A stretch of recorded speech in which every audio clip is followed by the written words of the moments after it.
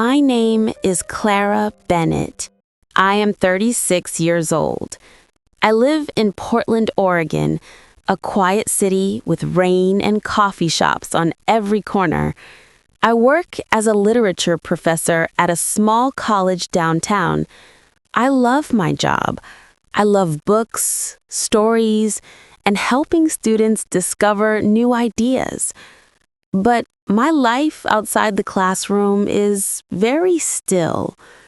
I live alone in a small apartment near the river.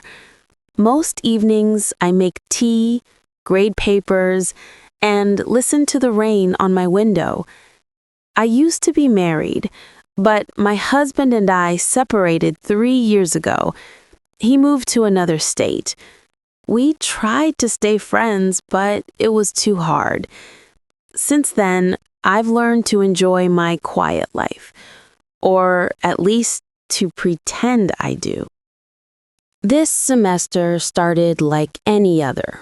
New faces, new names. Then one day, a student walked into my class. His name was Evan. He had dark hair, a few tattoos on his arm, and eyes that looked like they always wanted to understand something deeper. He sat near the front, always listening closely. When I asked questions, he was the first to answer. Clear, thoughtful, confident. After class, he sometimes stayed behind to talk. He asked about writers I loved, about books that changed my life. He didn't just talk, he listened. That was rare. Most students only cared about grades. But Evan, he cared about words, ideas, meaning. I remember one afternoon, he said, "Professor Bennett, you make literature feel alive. I never liked poetry before, but the way you explain it, it makes sense now."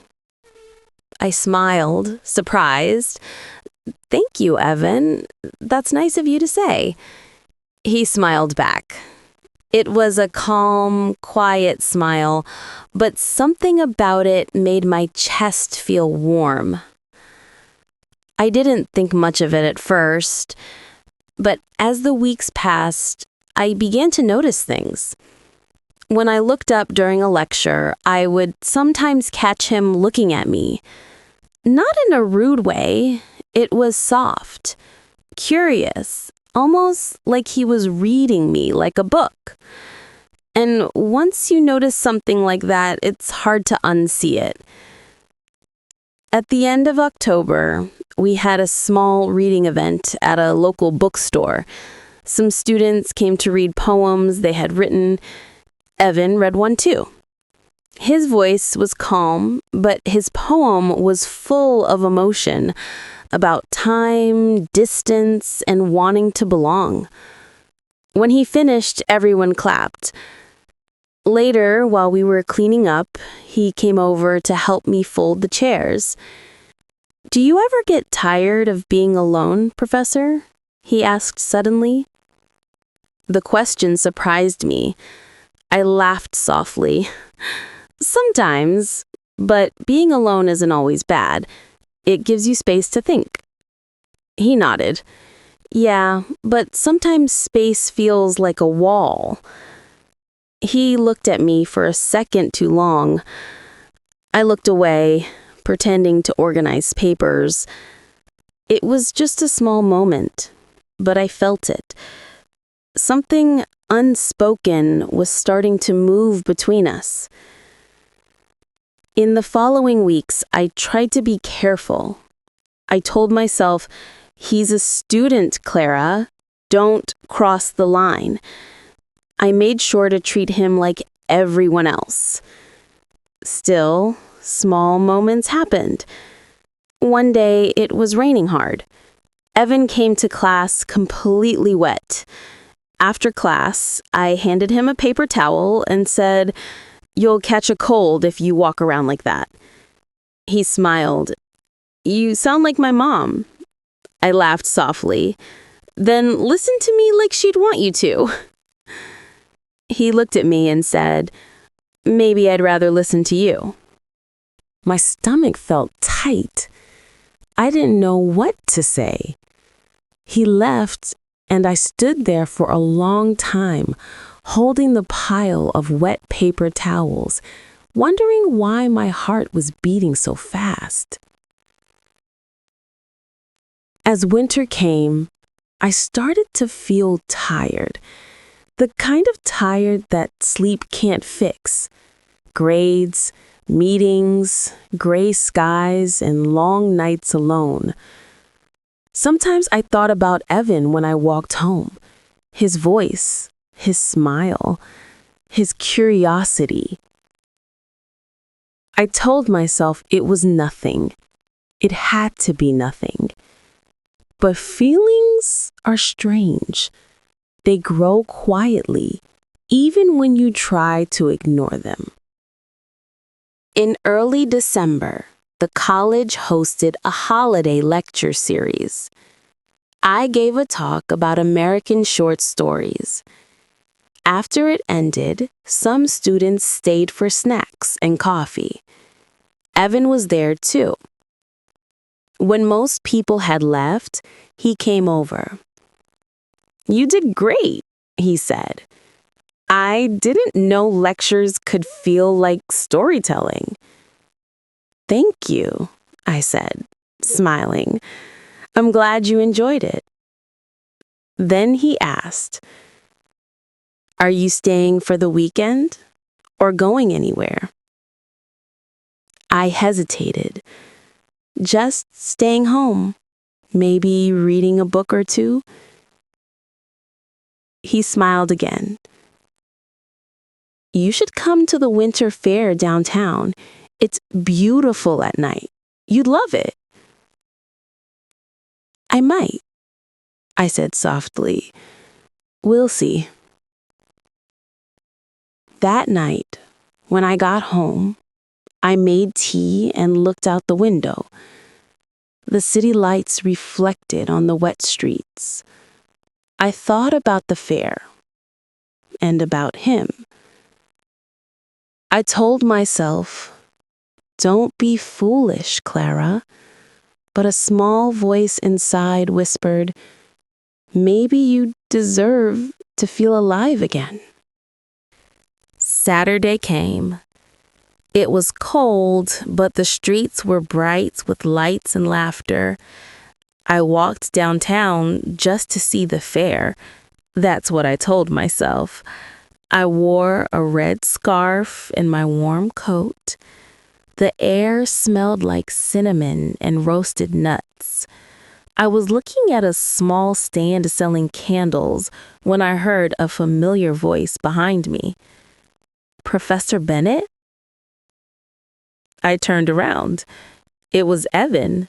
He was smiling, holding a cup of hot chocolate. "Wow," he said. "I didn't think you'd actually come." I laughed nervously. "I wasn't planning to. I just needed some fresh air." "Well, I'm glad you did," he said. "Want a hot drink?" I hesitated, then nodded. "Okay, just one." We walked through the fair together, sipping hot chocolate, watching people skate. He told me about his plans after graduation, his dream of writing a novel, and his part-time job at a bookstore. It felt easy, natural, almost too comfortable. The city lights made his face look softer, younger, and at the same time, older. I forgot for a moment that I was his professor. We sat on a bench near the river. The water reflected the city lights like broken glass. He looked at me and said, "You know, you don't seem like a teacher right now." I smiled. "What do I seem like then?" He thought for a moment. "You seem like someone I'd want to know better." Something in his tone made my heart jump. I looked away. Evan, we shouldn't talk like that. I know, he said quietly, but I can't help it. I really like being around you. For a long moment, neither of us spoke. The sound of the river filled the silence. I felt something move inside me. Fear, excitement, maybe both. I finally said, "We should go. It's getting late." He nodded slowly. "Okay." He walked me to my car. Before I got in, he said softly, "Good night, Clara." He used my first name for the first time. I wanted to correct him, to remind him of the line between us, but I didn't. I just whispered, "Good night, Evan." Then I drove away, my heart heavy and light at the same time. That night, I couldn't sleep. I kept hearing his voice.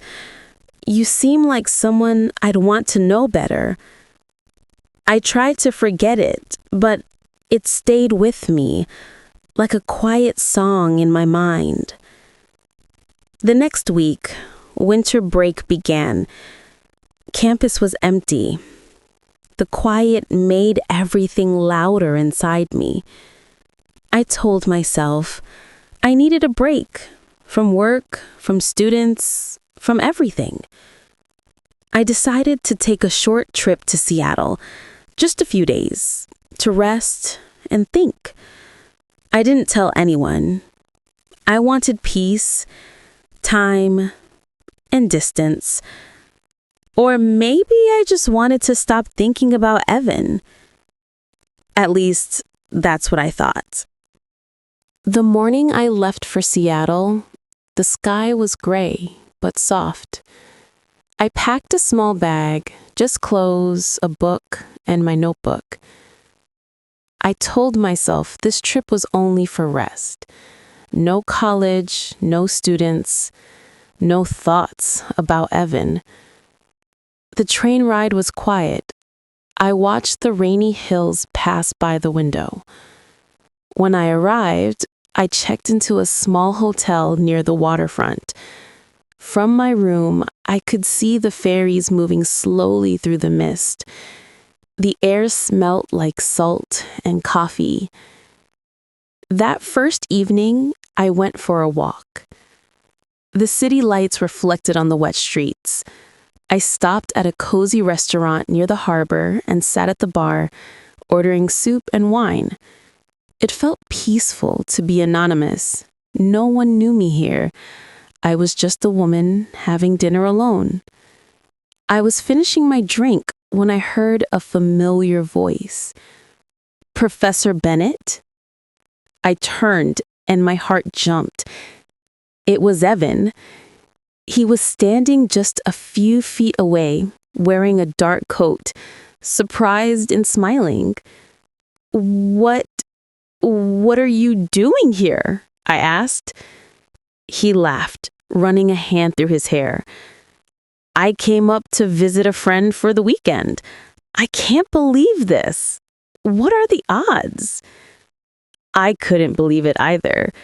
It felt almost unreal, like the universe was playing a trick on me. He smiled. "Can I sit?" I hesitated, then nodded slowly. "Sure, just for a bit." He ordered a drink. We talked about the city, about books, about nothing important. But underneath every word, something electric was there. Something we were both pretending not to feel. When we finished dinner, he said, "There's a small jazz bar nearby. Would you like to go?" I should have said no. I knew what was right. But I heard myself say, "Okay, Just one drink." The bar was warm and dim. The sound of the saxophone filled the room like a sigh. We sat close together at a small table. For the first time, I didn't feel like his teacher. I felt like someone younger, lighter, someone I used to be. We talked for hours. He told me about his father, who left when he was a child. I told him about my failed marriage, how it still hurts sometimes. He listened so closely, his eyes soft, kind. There was no judgment, only connection. When the music stopped, he looked at me and said quietly, "You're different here, not like at college. You seem free." I smiled sadly. Maybe I needed to be somewhere no one knows me. He whispered, "I'm glad I found you here." I looked at him, really looked at him, and for the first time, I didn't see my student. I saw a man. I felt something inside me break open. Outside, the rain was falling. He walked me to my hotel. At the door, he stopped. "Good night," he said softly, but neither of us moved. For a long moment, we just stood there, listening to the rain. Then he reached out and touched my hand. It was a small, careful touch, but it made my whole body feel warm. "Evan," I whispered, "this isn't right." "I know," he said, his voice low, "but it feels right." And before I could stop myself, I kissed him. It was slow, hesitant at first, then deep, real, full of all the words we couldn't say. I knew it was wrong, but in that moment, I didn't care. He followed me inside. We spent the night together. It was quiet and tender, full of laughter and whispers. I hadn't felt that alive in years. For one night, there were no titles, no rules, only two people who forgot who they were supposed to be.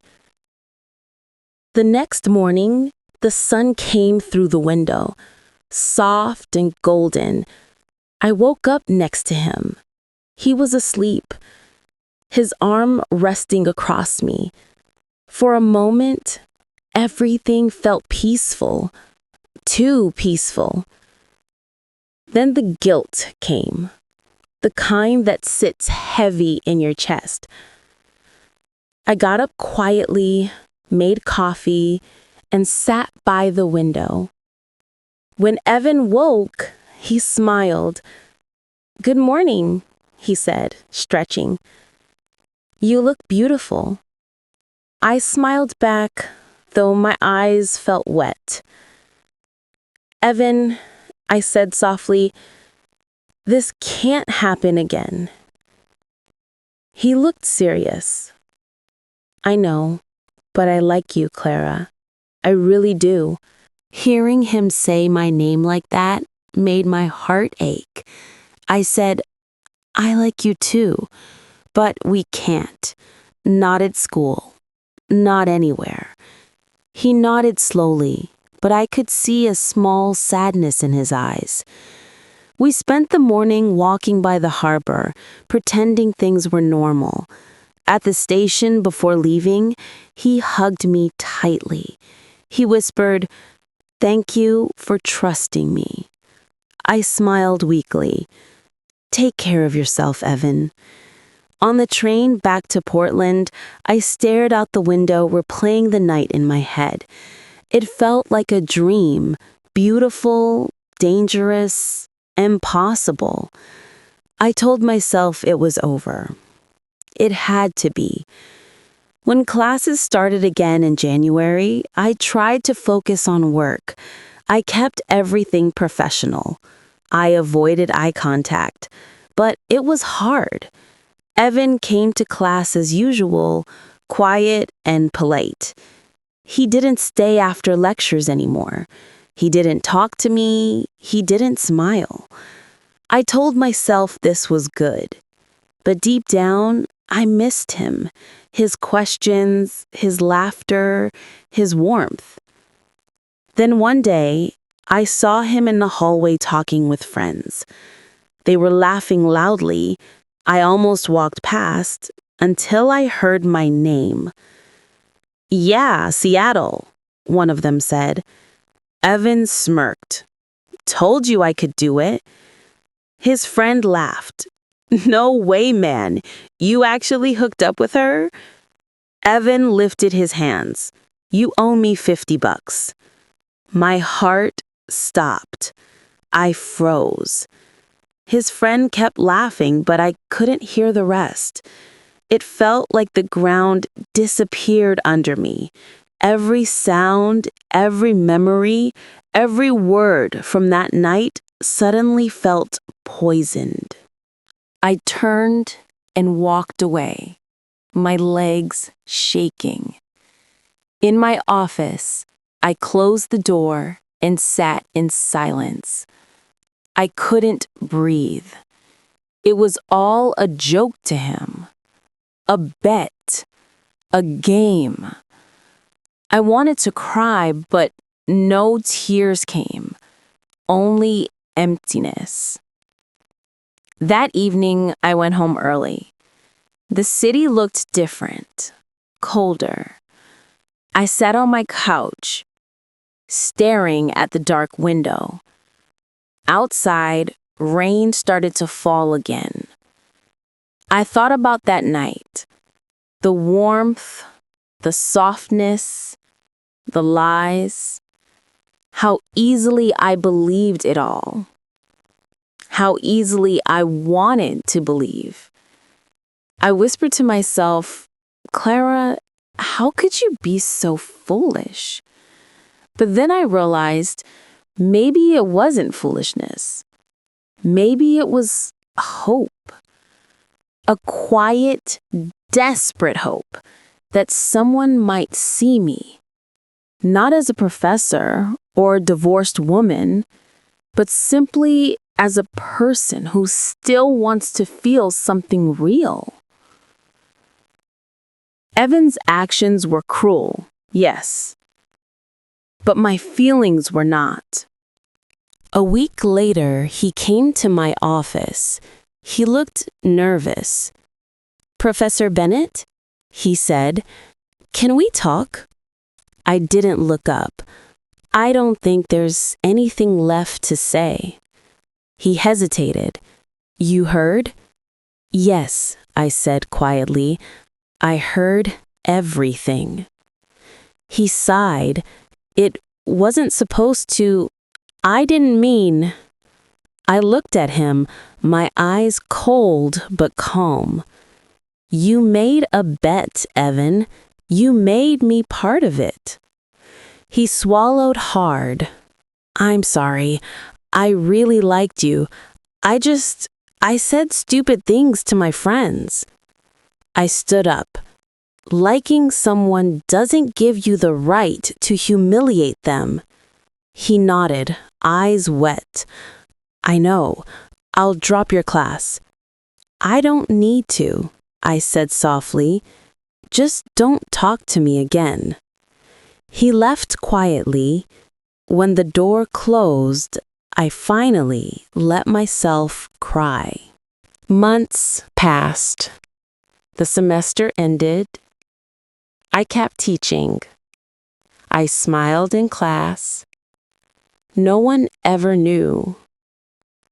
But something inside me changed. Not bitterness. Not exactly. Just a quiet strength. I learned that loneliness can make people believe in illusions, and that sometimes loving yourself means walking away from what makes you feel alive, because it's not real. One evening, I walked along the river again. The city lights shimmered on the water, just like the night at the fair.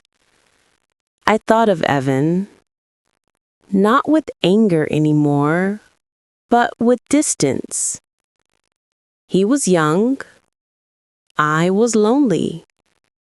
It was a dangerous mix. The pain was real, but so was the lesson. As I watched the lights move across the water, I whispered, "Never again, Clara.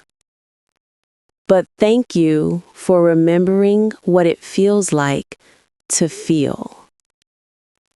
Then I walked home through the quiet streets, alone, but no longer empty.